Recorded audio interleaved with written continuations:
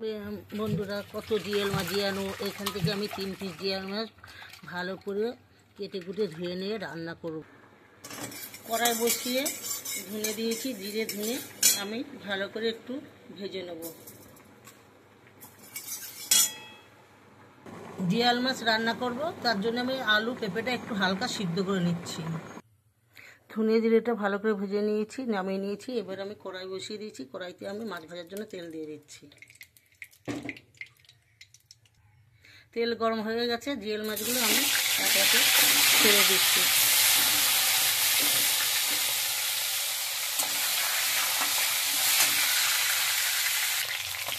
দেখো বন্ধুরা, মাছগুলো সব ভাজা হয়ে গেছে। এবার মাছগুলো আমি মাছ ভাজা তুলে নিয়েছি। এই তেলের মধ্যে আমি জিরে, তেজপাতা, একটা শুকনো লঙ্কা তেলে দিয়ে দিচ্ছি।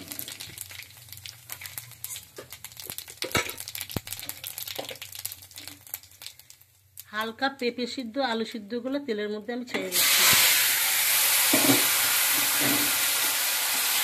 পেঁপে আলুটা ভালো করে ভেজে নেব। আলু পেঁপে ভাজা হয়ে গেছে।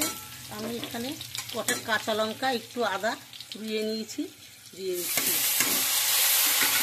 আর একটু নেড়ে চেড়ে নেবো ভালো করে।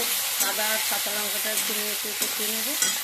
এবার স্বাদ মতন এখানে দেড় চামচি নুন আছে, কাশ্মীর লঙ্কা হাফ চামচি, আর 1 চামচি হলুদের গুঁড়ো আমি দিয়ে দিচ্ছি। একটু নেড়ে চেড়ে ভেজে নেব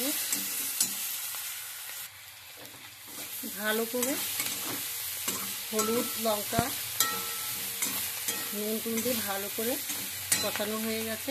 এবার আমি জল দিয়ে দিচ্ছি। ভালো করে ঝোলটা ফুটিয়ে নিই। দেখুন বন্ধুরা, আমার ঝোলটা ফুটে গেছে এবং পেঁপে আলু ভালো মতন গলে গেছে। এবার আমি জিয়াল মাছগুলো ঝোলের মধ্যে ছেড়ে দিচ্ছি।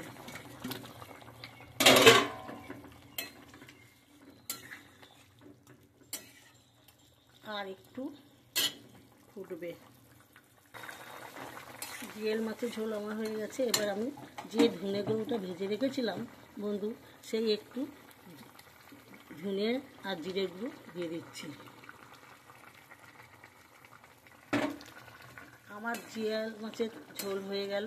এবার আমি নামিয়ে নেব। বন্ধুরা, আমার বৌমা বাড়ি নেই, আমি একলা একলা ভিডিও করছি, রান্না করছি, ভুল হলে ক্ষমা করবেন। বাই, আবার রান্নাঘরে দেখা হবে।